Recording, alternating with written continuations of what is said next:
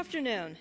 My name is Lauren, and I am an 18-year-old currently enrolled in the Maryland Service Year option with Anthony & Son. This is an HVAC company, and I am honored to be working as a dispatcher apprentice in Rockville, Maryland. I grew up in Montgomery County and graduated from Seneca Valley High School this June in 2024.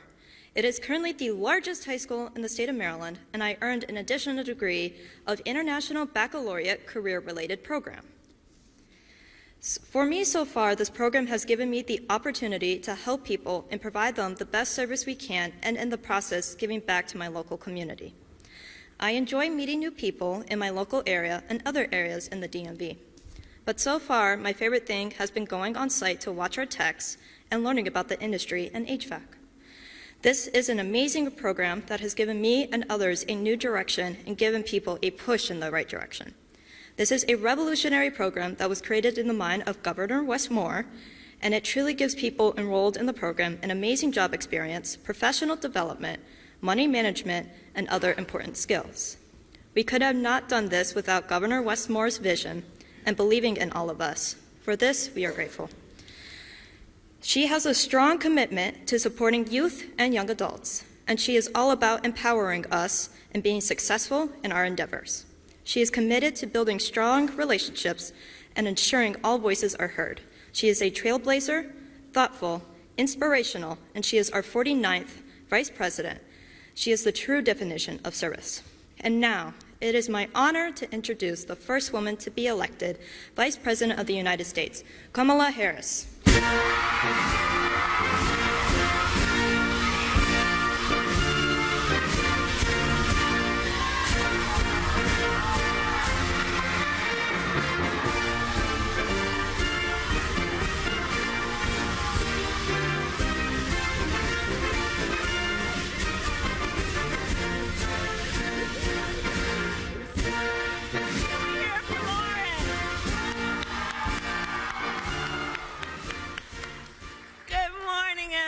Have a seat, please. Good morning. Oh. Oh, I just love seeing all of our young leaders. You know, when I look out at all of you, I know and I feel so strongly the future of our country is bright. It is bright because of all of you. And I want to thank Lauren for her kind words and her commitment to your community, Lauren, and for the example you are setting. It is so good to see all of you. So, well, you know what? So let me start with just what has happened actually yesterday before I begin my other comments about the horrific shooting yesterday in Madison, Wisconsin. Of course, it's another school shooting. Another community being torn apart by gun violence. And of course, our nation mourns for those who were killed, and we pray for the recovery of those who were injured and for the entire community. But look, as we hold our loved ones close this holiday season, we as a nation must renew our commitment to end the horror of gun violence, both mass shootings and everyday gun violence that touches so many communities in our nation. We must end it, and we must be committed to have the courage to know that solutions are in hand, but we need elected leaders to have the courage to step up and do the right thing.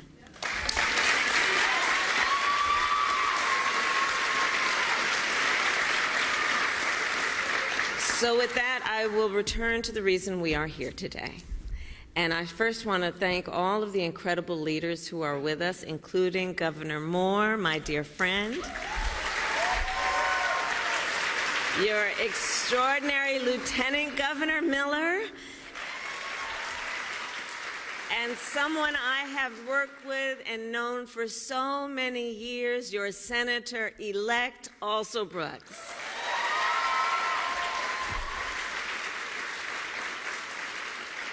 And to all the young leaders who are here, I thank you for your service to the people of Maryland.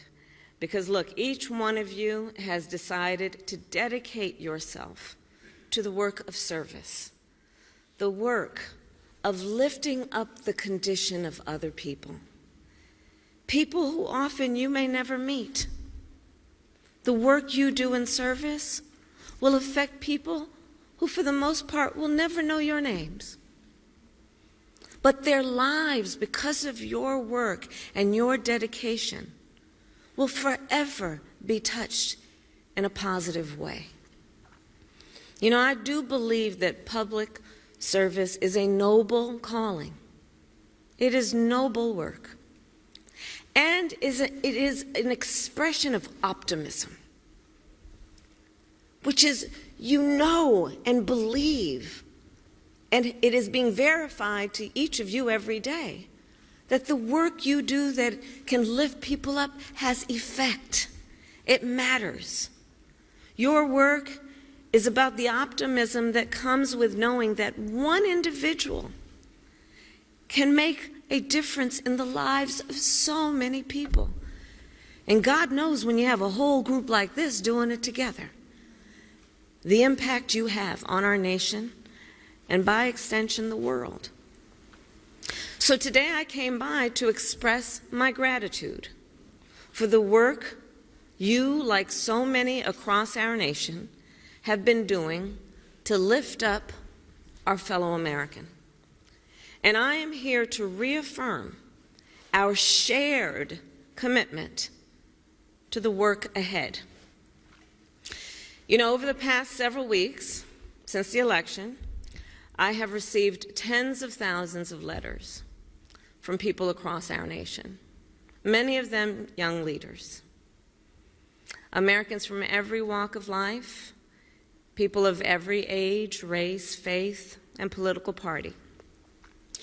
These letters share a common theme. Yes, there is disappointment, but there is also resolve for the future. One letter in particular stands out, which I'll share with you. A young woman named Sasha writes, quote, "There is nothing in the world that will take away my drive, energy, passion, and the destiny that I have to help the people of our country." And I think any one of you, as Sasha, could be, right? Nothing's going to take away that drive, that passion, that energy, that commitment.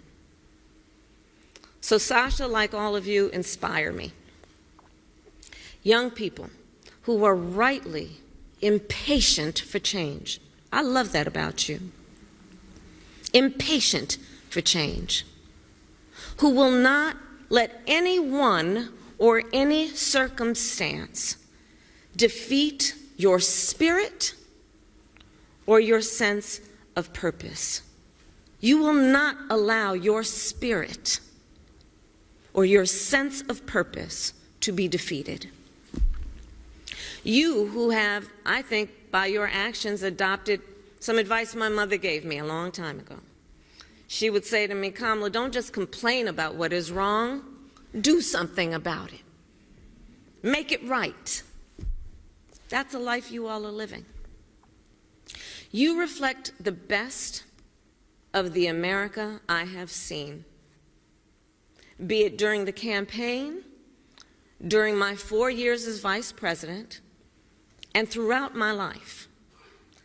An America where we recognize that we are all in this together,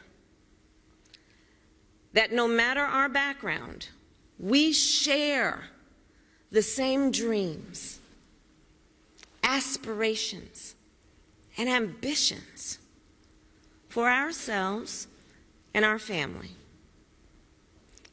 That we all have so much more in common than what separates us. That is our knowledge. An America where we are guided by the ideals that have always defined us when we are at our best.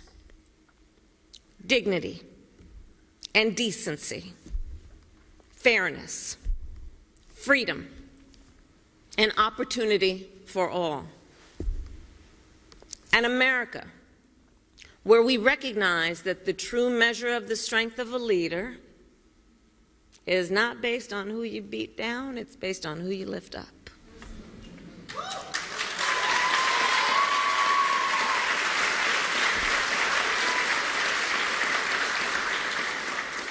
And the story of America's progress, you all know history. The story of America's progress, when we have made progress, in many ways is the story of people who stayed true to their ideals, even in the face of difficulty. The story of Americans who, yes, faced disappointment, but did not grow weary. Did not grow weary. Who faced setbacks, but did not give up. People who refused to let the light of America's promise dim or burn out in moments of challenge.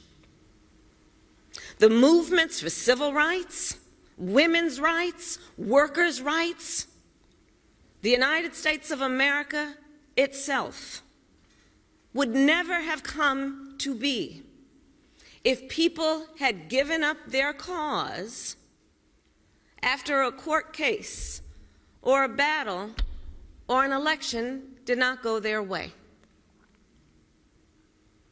What Sasha wrote and what we here know is that in moments like this, the true test of our character is how resilient and persistent we are to pursue the future that we all can see.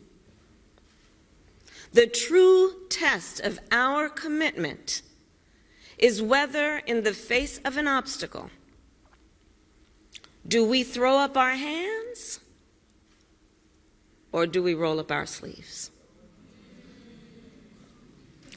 And as we approach,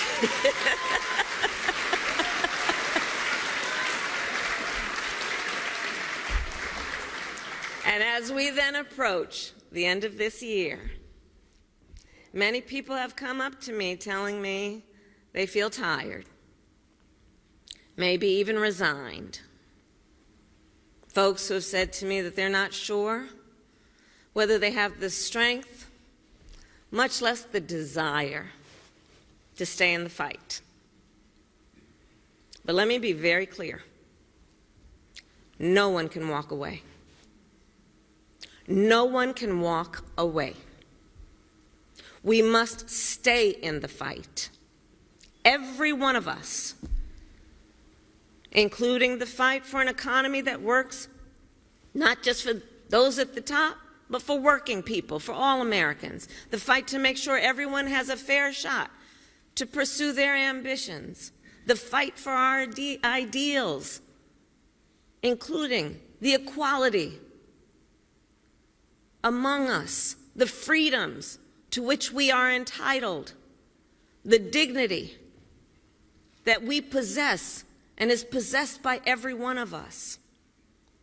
So we must stay in the fight, because that is the responsibility, in my opinion, that comes with the privilege of being an American. And that responsibility has always then fueled the American experiment. In our country, you see, the recognition that we are all created equal with certain fundamental rights and freedoms, the belief that here in our country anything is possible, the promise of America itself is a powerful yet fragile idea. Powerful because it has inspired billions of people and made it possible for us to become the strongest, most prosperous nation in the world. yet fragile, because that idea is only as strong as our willingness to fight for it. Only as strong as our faith that we, the people, are the ones who make it real. So I will say this as we close out this year. I ask of you this, that those here and anyone watching, that you will not walk away, that you will stay true to your spirit and your sense of purpose, that you will continue to fight for the promise of America. And I ask you to remember the context in which you exist. Yeah, I did that.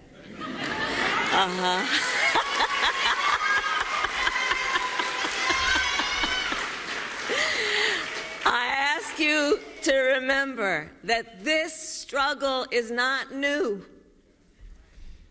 It goes back nearly 250 years to Lexington and Concord.